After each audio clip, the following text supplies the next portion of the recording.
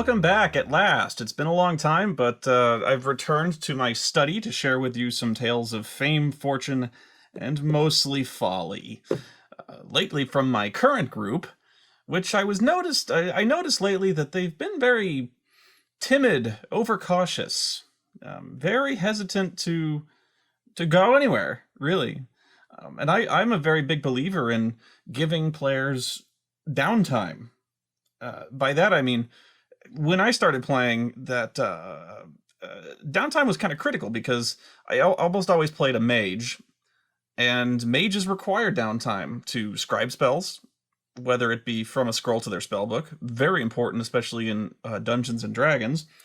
Um, Whether or not they want to brew potions, or even invent new spells, which was something that you could do then. You could probably do it now, but there was actually very structured rules for this. But yeah, brewing potions, scribing spells. Um, and lately, characters in third edition and beyond have crafting skills.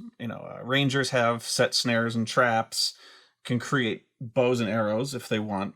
And there are various skills like craft and perform and profession that in your downtime, you can simply do them and make some money.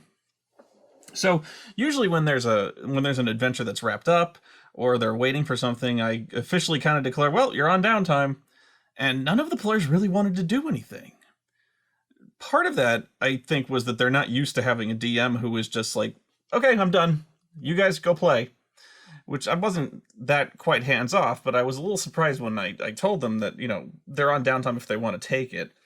That none of them really wanted to explore the city, or maybe they felt that they weren't allowed to, or that never occurred to them. None of them had some of them have crafting skills, but they never wanted to kind of apply their trade and make a little extra money on the side. And the mage didn't really want to go do anything. And they're good players, it's not that they're foolish or anything like that, although that's what this story is about. They're good players, but they just seem very hesitant to leave their base. In this particular campaign, they essentially took over an illegal gambling den. Well, a legal one in the sense that it's in kind of this Moss Isley type scuzzy town, and so it's tolerated, but there's a lot of shady stuff going in there. Anyway, they were initially given jobs there, and through misfortune and circumstance, the owner of the casino went missing. And so this is basically their place now, because there's no one else who can claim this thing. So I kind of gave them a stronghold at first level. It wasn't going to be quite that epic, but for now they were running this place. And they did everything they could to keep the business running. I was impressed with that. But the point is, I pulled one of the players aside. I told them my concerns. I was going, you have stuff to do. You can go do anything you want. I told this, I would personally suggest, crafting stuff. If, you have very combat heavy feats, as a mage, remember that you have, stuff like brew potion available. So for a first level character, that's hugely important. I think a lot of players really just want to get to the action. They don't really think about, crafting skills, secondary type stuff. That's not active. They want to get in there and they want to get some action. That's not to say they're hack and slash, but they don't really think about that they're even able to go make things. Point is, so I told him about this, and he looked a little uncomfortable. And I go, what is it, man? What is going on? And he goes, well, no offense, dude. You kind of have a reputation as a killer DM. That hurt me. So they said, well, we're kind of afraid to go do anything or kind of step off the beaten path of the adventure because we don't want to get killed. We're kind of afraid. This is good. Fear breeds obedience. Keeps you in line. As old school, I approve of this. Actually, no. This actually kind of shook me. I was like, me, killer DM, what? And it turns out they some of them at least watch the show, and all they ever hear from me is stories about how the horrible, gruesome deaths inflicted at my hands on the player characters. What they fail to realize is that they're blaming me for their own mistakes and stupidity. I am an impartial referee. I try to be, but I guess the reason I kind of have a reputation as a killer DM is because I try not to pull any punches. Otherwise, how are you going to learn? Look at it this way. What fun would a game be if I just let you win? And believe it or not, oftentimes I do fudge in their favor, because what fun is a game when everybody just dies, midway through? That sucks. So if there's a major character, I'm probably going to try to keep things working so you're in there, but I usually let the dice fall where they may, and if it means you get unlucky or things go really bad, well, that's the story of you. So I cackled in mad, sad glee, and I explained this, and immediately afterwards, they proceed to prove me right. Again, these are good players. This is actually one of the best groups I've ever been in, and I'm not saying that just because that's my current group and they would kill me. It's a good reason, but I'm not saying that. I'm actually very impressed with their ability to get in the spirit of it, to role play, and they're not, except from this fucking instance, they're not playing badly. This was a bad day for them, though. I'm very happy to play with these guys. I wouldn't trade any of them. So this poor adventure starts off. This one was doomed with the owner of the casino goes missing. So they decide on their own to go look for this guy, or get the word out on the street, see if he had any enemies, who he was dealing with last, get some rumors, which I always like that when they go to town and get some rumors. But I passed around word that the guy the owner was in deep for a lot of debt to another local crime boss, who was a big, fat, half-orc dude, rather like, what's a good example? I told them initially Jabba the Hutt, but that's not correct. He's a big, ugly, half-orc looking fellow. And I know that's racist to say, but half-orcs, aside from their rugged, simple, befanged appearance, from a human standpoint, not that good looking. But he was this big, fat guy, but he had a reputation for being especially ruthless, and the casino owner was in deep to this guy. So they tracked word of this down to a local loan shark. This loan shark also dealt in exotic animals. In particular, he trained them to fight. Because what the group also did not know was that underneath the casino, the owner had never told them this, there's a fighting ring, not just for cockfights, but for all sorts of monsters, or animals rather, some monsters. So in this place, they would have the high rollers, or the particularly shady types, go into the depths of the casino, the sub levels, where there was a fighting pit. And this loan shark guy also dealt in the exotic animals that would go in the fighting pit. You follow? So, routinely, this guy, evil to the core, would go about abusing the animals in his place of business and making them surly and angry so they are ready to go. One of these animals, who served as his personal bodyguard, was a fucking crazy baboon. In my mind, and the way the module was organized, I was using the maps, and I liked the general idea of a guy having an attack baboon. Already, the story is going to be weird. Okay. So they go over there, and no subtlety in their approach. They why bother, really? This guy's a loan shark. There's like 6 of them and 1 of him. At least that's what they figure. So they go knocking on the door, and this guy sees them coming, actually he probably literally sees them coming a block away. He opens his little sliding peephole, he sees them, and they're heavily armed, and armored and clearly not his normal type of customer. And he goes, go away. There's nothing for you here. I don't know nothing. And he slams the peephole shut. This offends the players greatly, as it should. So they start looking for other avenues in, which was probably wise because this guy, who usually has problems with his customers, tends to deal typically through the peephole. So his door is heavily reinforced and locked.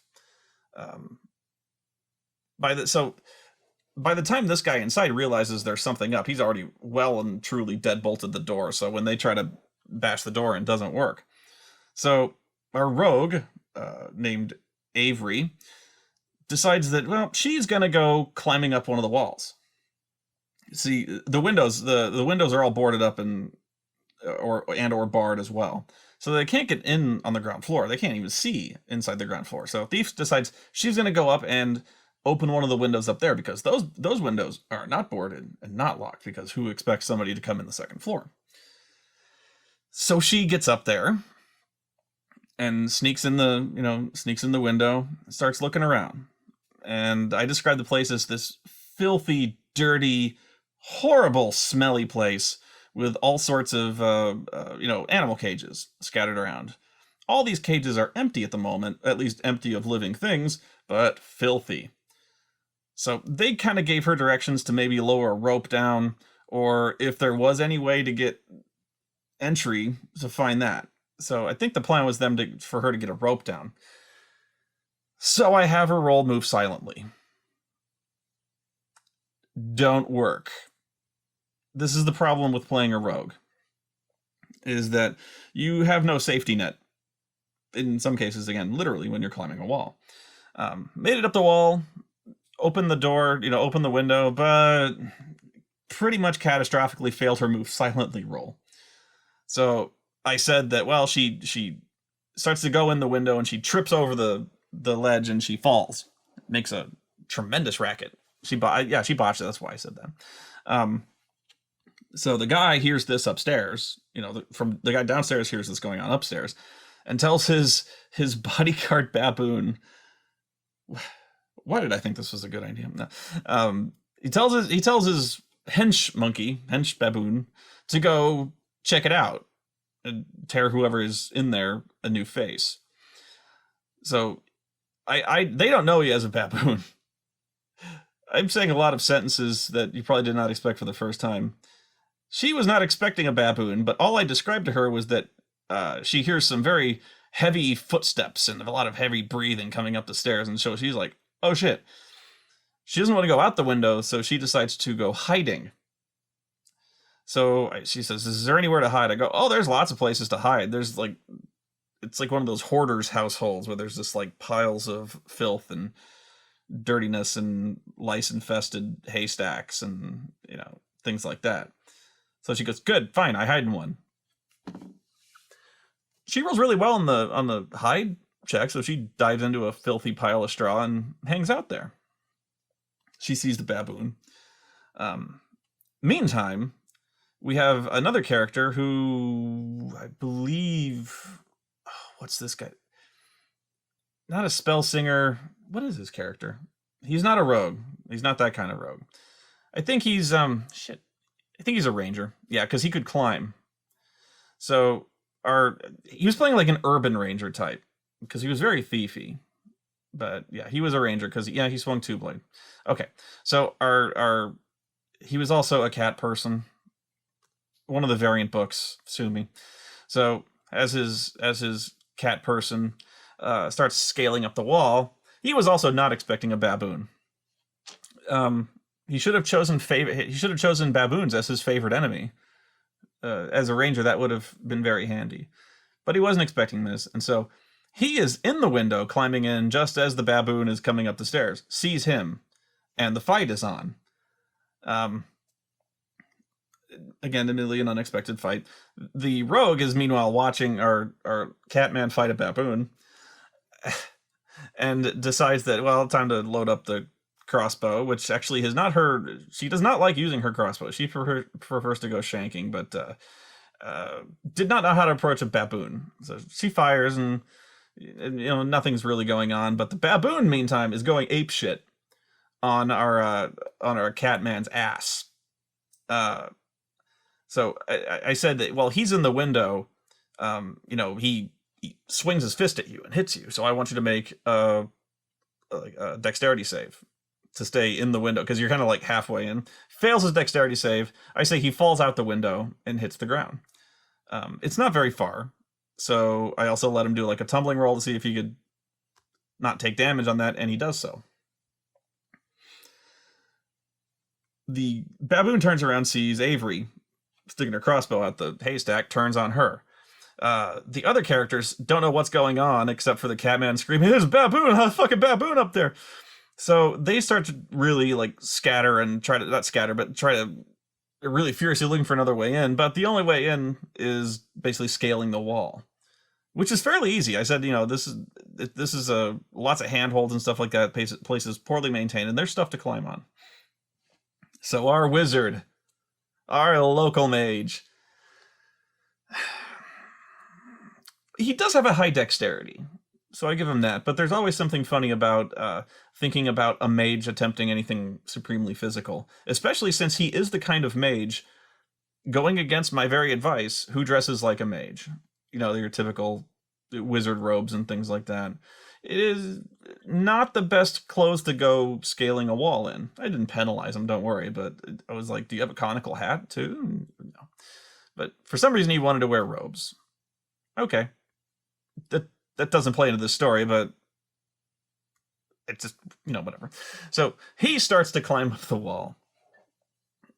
And this wouldn't be a good story unless he failed, but he fails. You only fall in D&D, at least the newer editions, in this case Pathfinder, you only fall if you fail the roll by 5.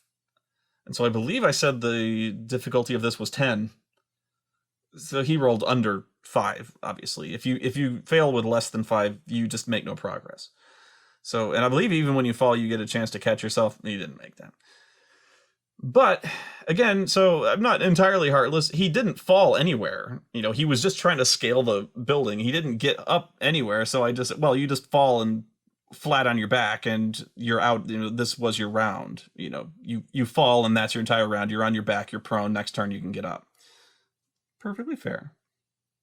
But the baboon, on the other hand, hears all this commotion going on and decides that he's very single-minded. Even though he saw Avery in the haystack shooting at him, he decides that, he's the cat fellow is the far more pressing target. So I said the baboon was a little single-minded. Looks out the window. And so sees a number of things. Sees all the player characters looking up at him, and there's one of them flat on his back on the ground. And so I figured this was a chance for just something amazing. And I had the baboon leap from the window onto the easiest target to hit. I figured that was enough for a baboon to intelligently decide is if I'm going to hit somebody, I'm going to hit the easiest one to hit. So in a moment of glory, our wizard got 5-star frog splashed by a fucking baboon. And it was spectacular. Crit. Fucking crit. So I was like, just 5-star, boom! From then, the baboon decides to, again, they're very single-minded, so the baboon just starts to, rain blows, fists down on our poor mage. He's screaming for help, and the players, by the way, are laughing their asses off, because none of the if I was telling stories on Countermonkey, they rarely end well. And usually when you become infamous for something around a gaming table, it's for shit like this, which is kind of why I did it. But yeah, to this day, they still torment the poor guy about being savaged by a baboon. And they weren't interpreting what was happening with the baboon on top of him as simply combat. They figured that the baboon had a new wife. So you can imagine where the teasing goes from there. So that's the frog splashing baboon. He did not die, but the mental scars will never heal. They got the baboon, but it did not go down easy. except on our poor wizard. So, moving on, you always think you're going to be the one, don't you? The one group who gets away with this. And what's doubly weird is these guys, some of them watch my videos. One of the most recent of which was never split the fucking party. How many times do I have to say this? And I even said at the time, people still do it. They're going to watch this video and do it. It doesn't... It's empty words at this point. You know, don't split the fucking party. And you just know in the next game, well, we got a perfect chance. We can just split up and get... Don't fucking split the party. Not ever. Never. Naturally, our group decides to split the party. What happens is the crime boss fellow decides that he wants his money because the previous owner of the casino has disappeared for entirely different reasons. But he still wants his money, you know, the crime boss here. So he decides he's going to extort the players for the money and basically lays siege to the casino, has his men surround it. So there's a really cool kind of siege situation. I wanted a very Assault on Precinct 13 type thing. So they're fighting off these waves of villains. They come through this relatively triumphant. But in the chaos, they notice the hidden stairs down into the sublevels where the fighting pit and shit is going on. They kind of go down there and they run around a little bit, but they decide that they're really beat up, and they are. They're too beat up to go exploring right now. So they go upstairs and they decide to go resting until they get their spells back. Except our druid. Our druid decides, well, we just go exploring. So our druid wanders off on her own. Here's why the casino owner disappeared. He disappeared because he was secretly working in a cult, essentially. And all of the misfortune the player characters have encountered up to now is essentially because the casino owner has been setting them up.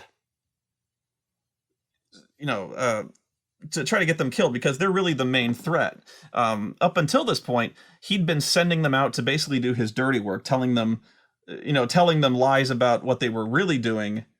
So they were thinking they were doing something good, but they weren't. So, for instance, he would tell them, you know, some of these guys are stealing my stuff.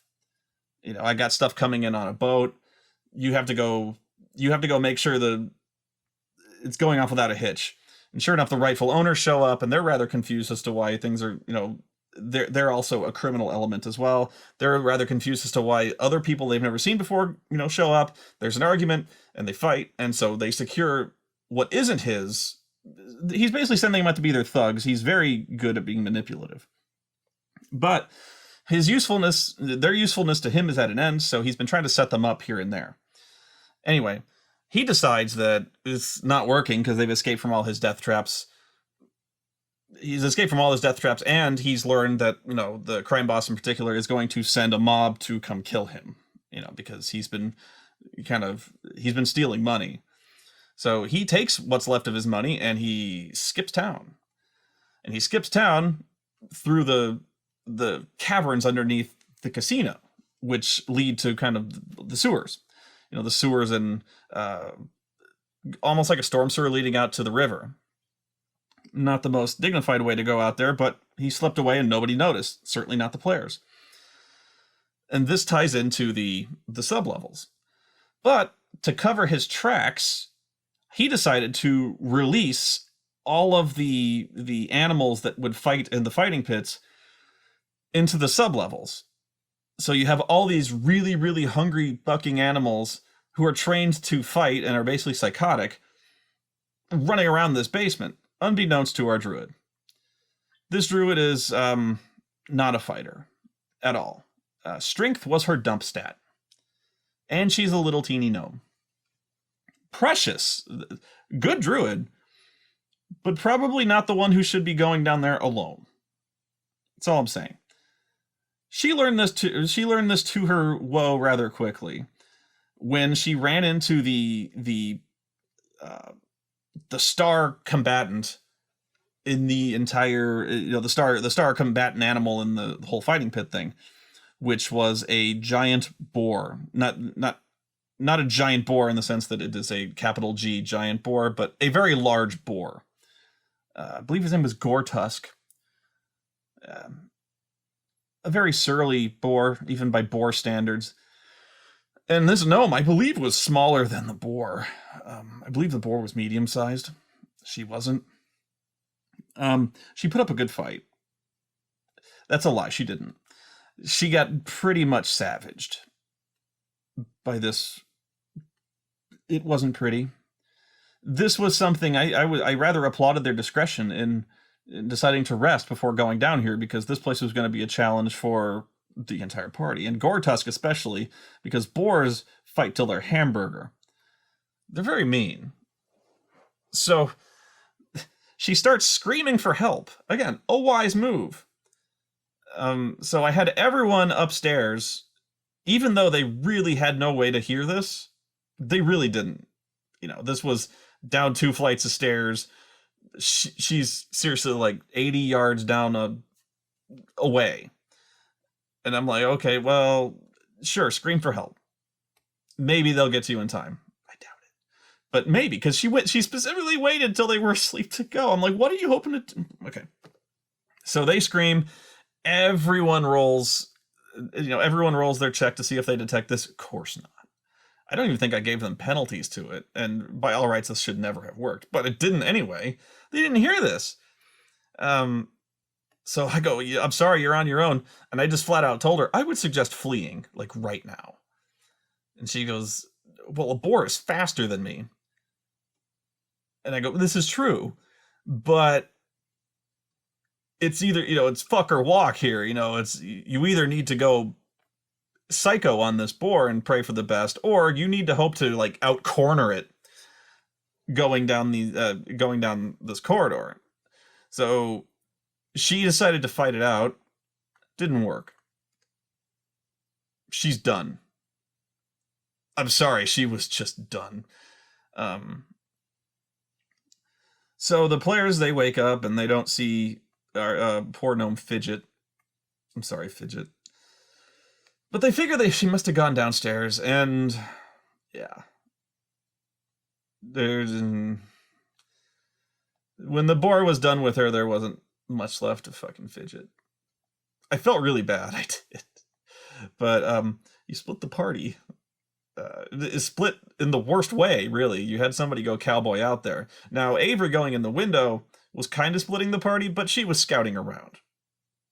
And things went really poorly, so I don't really count that. Besides, she could have easily leapt back to safety instead of hiding under a pile of shit, and she wasn't the one who got killed. She didn't get frog splashed by a baboon. But poor Fidget, against my best advice, decided to go roaming down and ran into a wild fucking pig and got gored by Gore-Tusk. I don't know what else to tell you. She bled out. She got gored out of her boots. I don't know if it killed her outright, but either way, she had no hope. Now, I'm sure most DMs will tell me how they would have been a little more forgiving about this, but that's the difference between me and them. I felt terrible. But to her credit, the player playing Fidget took this admirably, especially since I'm an asshole. Didn't complain, didn't whine, just wanted to roll up a new character. She asked for a little bit of advice on what could have been done differently. We told her gently. We were nice. But she rolled up a new character, and that's just the way you want to take it. Trust me, I've died in really, really worse ways. I've died in worse ways than that. I'm going to tell you about that one probably next video. So, poor Fidget.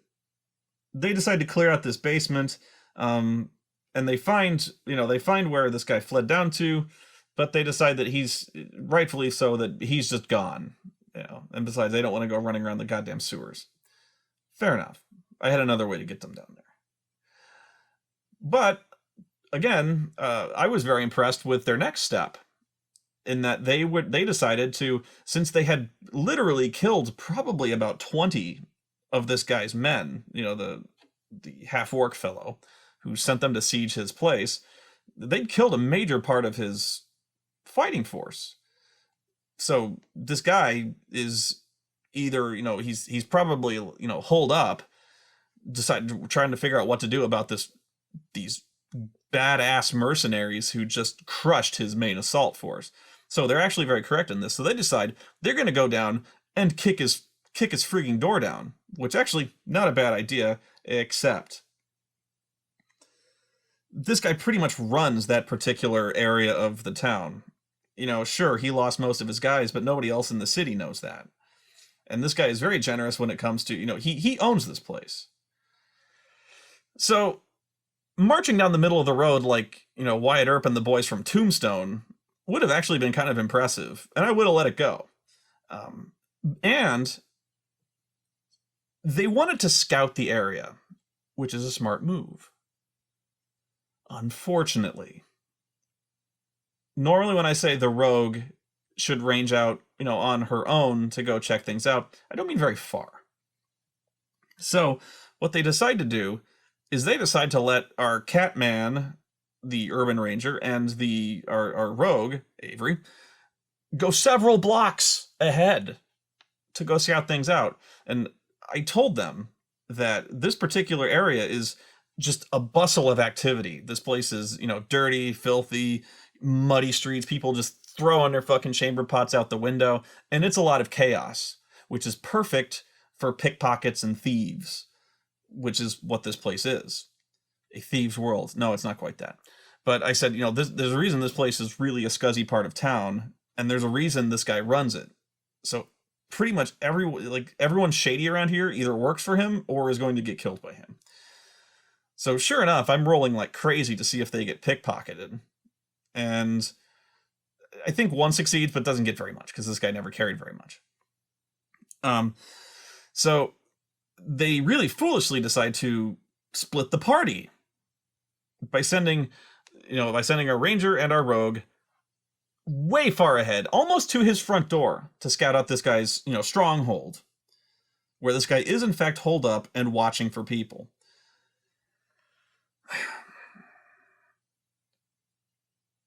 Here's another thing about a lot of fantasy worlds. Some things are more unusual to people in a fantasy world than others. Meaning, what I usually like to do, and most people would disagree with me, especially in Forgotten Realms, is I try to make wizards a rare sight. You know what I mean? So not quite like, when Gandalf would show up in the Shire, that's the biggest news of the year, the decade. A wizard. Why? Because there's like 5 wizards in all of Middle-earth. I'm not talking quite that rare. But most people in town, wizards still do really spectacular things, as do clerics. I usually call them, they're kind of an elite set of people. Very few people, anyone can do it, but very few people have the training to go around as a wizard or go around as a trained cleric who can smiteth people. So some things are more memorable or can be observed to people than others. So yeah, when a wizard is in a town like this, for instance, it's not that uncommon a sight, especially when they're dressed like a wizard. People see a wizard and they're like, oh, hey, wow, that's cool. Or, oh, I hate wizards, something like that. But it's not big news. In a smaller village or a hamlet or something like that, a wizard shows up and they're either massively impressed or, depending on the general alignment of the village, fearful and or hostile. Because they do stuff they've never seen before. Depends on the setting. This was this was a setting where seeing a wizard is uncommon, but nothing to be upset about or really, really remarkable. There are some other things that most people in this particular area do not see much. One of them is a cat man. And again, this is where I have no problem with the cat man. Aside from, we made endless cat puns, but you could play what you want. It's fine. And we worked it into the background. Because the books whatever book this race came from, it specifically says these are not from around here, not from usually whatever kind of core setting we have. I believe it's you think I'd remember, the Inner Sea, inner sea thing. So I go, for this game, you're gonna be kind of an uncommon sight, and I established this up front. So don't he can't nobody can accuse me of me breaking this on him. So you come from across the sea, and you're here, and so we worked that into the story. Like, why would you come from across the sea to this really far off land? Because you're not. They don't see many of your type here, which I think is interesting. I always like to work in character stuff like that. So when a really unusual race comes into town, they weren't ready for this. So when these guys start, the rogue and the Catman start strolling down the street, making no attempt to hide themselves or be discreet, it drew notice, because you have a Catman walking in the middle of the road. So I made various observation rolls to see if our half-orc fellows informants were going to take notice of this, especially. And again, before you think I'm being overly critical or nitpicky about this, remember, these are the guys who just got finished kicking the shit out of his main force, and they know exactly what these guys look like. So when the informant comes over and says, "There's a Catman walking straight towards our hideout," shit got real and fast. So these guys are.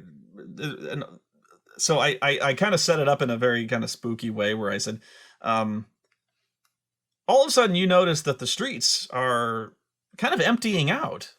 There was a lot of business and commerce and fighting and stuff going on in the streets, and after about a block, you notice that it's kind of feeling empty. The noise level has reduced a lot.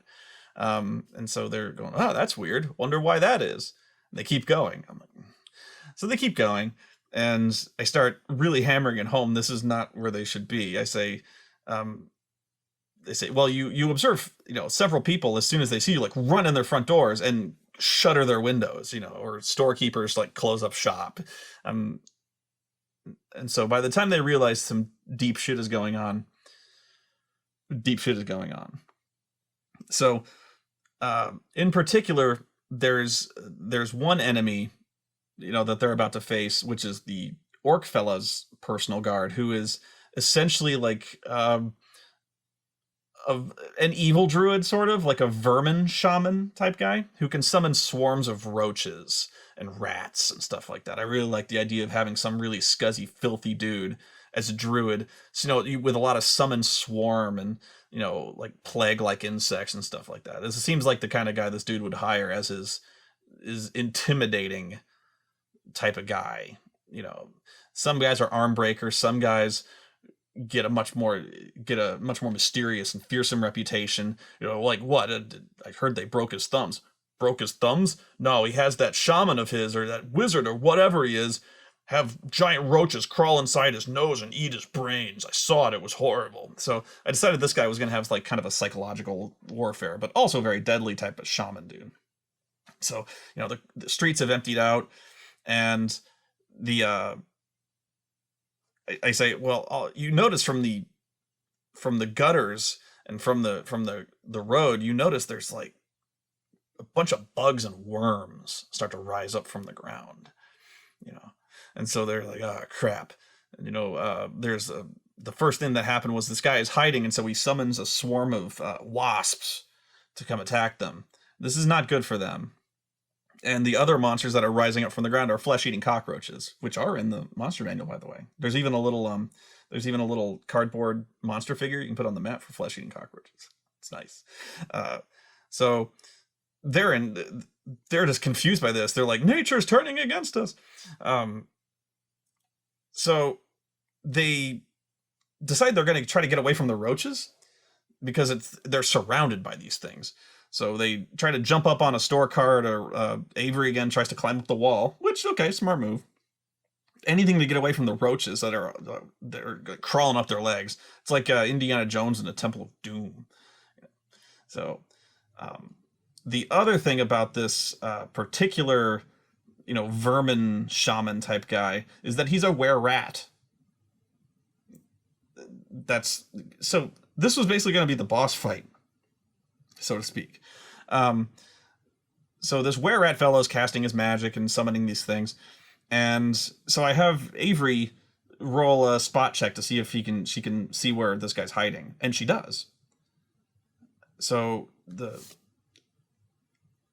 mistake again. She decides to draw her sword and attack. Okay, but the fight does not go well. This was not a good day for them in terms of dice or decision making.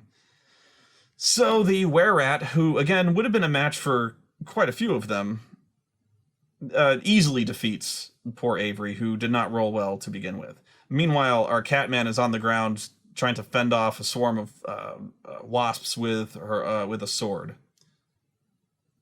It's not working out. So I said that, well, you notice that Avery is, you look up and you see Avery in like a pitched sword battle, sword on claws, with this were-rat, or I don't say were-rat, but it was some kind of like weird, hairy, feral type creature. It's like 5 foot tall or something like that. So he goes, oh shit, Avery's in trouble. So he starts to climb up the wall, but he has to get across the street essentially. Finally makes it up there, and this is where I actually fudged things to save the character. Was really Avery took a bad enough hit that she was dead. But I said, instead of this, or no, she wasn't dead, but she was going to bleed out in like a round. So instead, I decided to have the were-rat figure, oh wow, she's perfect. She's an elf. So, see, I know where you're going. I know where your mind is going. And that's where all their minds were going too. That's not where I was going. But I had the were-rat take her unconscious body back to his lair in the sewers. Why? Because he wants to summon an aspect of the goddess that he worships, the goddess of plague and stuff like that, to kind of in the hopes of beseeching it for either more powers or something like that. That's as far as I got with it. I was like, he's trying to sacrifice her on a slab to summon an aspect of his patron deity. So I decided to make that the adventure. Was he was a ranger, because he decides to. I said, well, you see, all you see up there is basically a giant pool of blood from Avery, but you also see what appear to be footprints leading away from across the roof. So the ranger goes, I'll track it. Right on. So the adventure from this point was going to be, he gathers the rest of the guys, they follow the tracks, which lead to his lair, because this guy's not really being subtle. He's very, I said he's very anxious to, get on with this. And he's in a hurry. He thinks other people are coming, and they are. And so he's not very sneaky to begin with. So sure enough, they go into the sewers. It's a sewer level. What do you want? He's a were-rat. See, I always rail against sewer levels, and then I go introduce one. But hey, it's a city. That's the closest you're going to get to a dungeon. I had the sub-levels of the casino. So they go in there, and again, there's a lot of, I had a lot of, dead ends and various traps, and, off the route where there's a very clear, there's a route to where Avery is about to be sacrificed, and then there's a number of, offshoots in case he failed to track them. No, this guy was solid. Our ranger, boom, led them right to her. And then the jokes start. This is another instance where we were talking Bride of the Were-Rat. They weren't implying, like, active fornication, but this was very Bride of Frankenstein type thing. So they go in there and they're like, oh my god. I always cry at weddings. So they were openly questioning about whether or not, what they're going to name the half-elf, half-rat child. I should look at that in the Book of Erotic Fantasy. See if that's possible.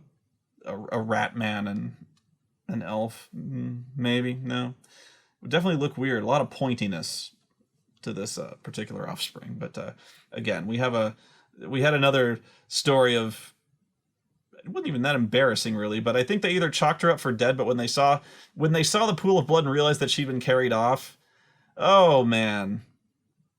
Oh man, the teasing. And I kept this all strictly above board. Okay. So I had the were-at essentially stabilize her on the spot.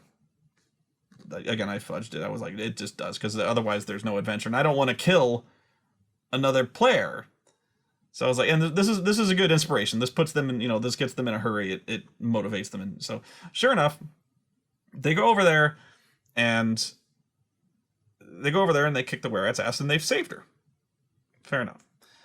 And that's really the end of the story. Aside from, I guess the moral of this is, don't split the party! God damn! You see how much trouble this gets you into, and see how much trouble I have to go to save things. I tried to save this, okay? And I didn't kill anyone the second time around. The first one, there was no saving that. But the second time around, I thought I actually did a really good job improvising a shit situation, which would have certainly led to the death of another character twice in one adventure. And you'd think I got a reputation as a killer DM now, before? Shit. No, I deserve credit. I deserve credit for saving this one. And I've never had, again, this was one bad day for these guys. They've never done anything like this before or since. Again, they're afraid, and that breeds obedience. So you can stray off the beaten path. I don't mind that. But if you're going to stray together. I guess that's the moral. Because otherwise you're going to become the bride of the rat man, if you're lucky. At worst, you're going to get savaged by a rabid baboon after getting 5-star frog splashed by it. It's kind of a weird adventure, really. A lot of furry mating. Wow. I guess that's it. Just don't split the party, for crying out loud. Jeez.